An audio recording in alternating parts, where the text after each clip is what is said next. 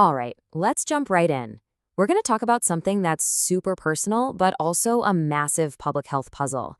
And that is the huge, huge gap between how many mothers want to breastfeed and how many actually do long term. So, what's really going on here? So, check this out. A big national study recently looked at pregnant women in the US, and what they found was pretty incredible. A staggering 92% of them, I mean almost everyone, intended to exclusively breastfeed their babies for the first 6 months. That's a huge number, right?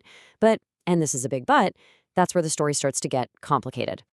Because when you put that intention up against reality, the picture changes dramatically. Just look at this. You've got that sky-high 92% of moms who want to do it. But then you look at the actual data from the CDC for the 6-month mark, and it plummets to just about 25%. That is a massive drop. We're talking almost 70 percentage points vanishing into thin air. So the big question is, what on earth happens in those first 6 months? And look, this isn't just a simple case of people changing their minds. This gap is a real challenge for moms, for families, for the entire healthcare system. So researchers decided it was time to stop guessing and really dig into the science to figure out what's actually going on behind the scenes. To crack this case, a research team led by Sharma and his colleagues used a really specific scientific model to break it all down.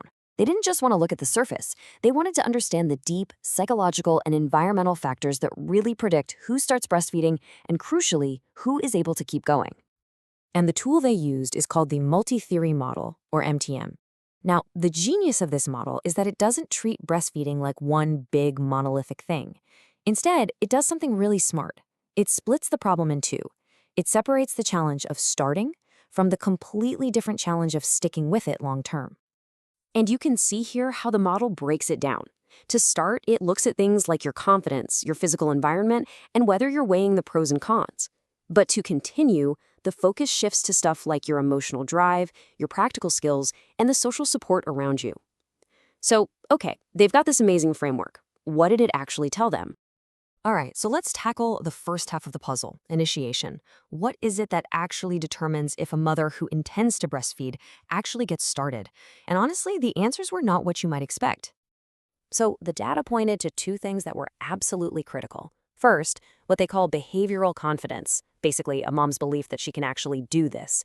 And second, the physical environment, having the right resources and support handy. But here's the real shocker. The one thing that didn't seem to matter? Just knowing all the pros and cons. It turns out simply being told that breastfeeding is good for your baby isn't enough to get you over the starting line. The study also uncovered something really important about demographics. After crunching all the numbers, they found that Black women were significantly less likely to start breastfeeding than white women.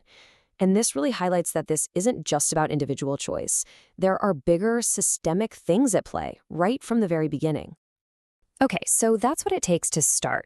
But what about sticking with it? What's the secret to being in that 25% who are still exclusively breastfeeding 6 months later? This is arguably the tougher part of the puzzle.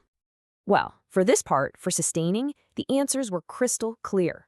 All three of those internal factors were huge. You needed that emotional transformation, which is all about turning doubt into clear goals. You needed practice for change, basically planning for problems before they happen.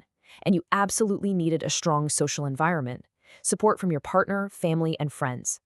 But the model also flagged a massive roadblock. The number of hours worked each week had a major negative impact. It actively works against continuing. And this number is maybe the most incredible finding of the whole study.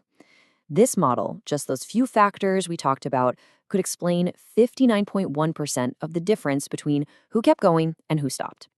Now, to put that in perspective, in behavioral science, if your model can explain nearly 60% of why people do something this complex, that is huge. It's an incredibly powerful and useful result.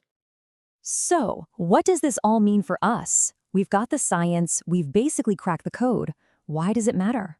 Well, it matters because for the first time, we have a clear, evidence-based roadmap for how to actually help mothers succeed. And it really breaks down into a 3-part plan. First, for moms and families, the job is to build that confidence before the baby arrives and to make sure that social support system is rock solid. Second, for doctors, nurses, and lactation consultants, it's about moving past just handing out pamphlets. It's about using tools like goal setting and helping moms plan for roadblocks. And finally, for workplaces and all of us as a society, the message is unmistakable. Create policies and environments that make this possible, not an uphill battle. When you boil it all down, here's the truth this research gives us. That massive drop-off from 92% to 25%, it isn't a story about millions of individual mothers failing. It's a story about our systems failing mothers.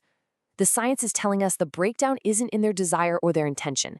It's in the confidence and the support systems that we now know are absolutely essential. So here we are. The science has given us a clear roadmap. It tells us exactly where to put our time, our energy, and our resources to close that gap between what mothers want to do and what they're able to do. The question is no longer, what should we do? The question now is, are we actually ready to follow it?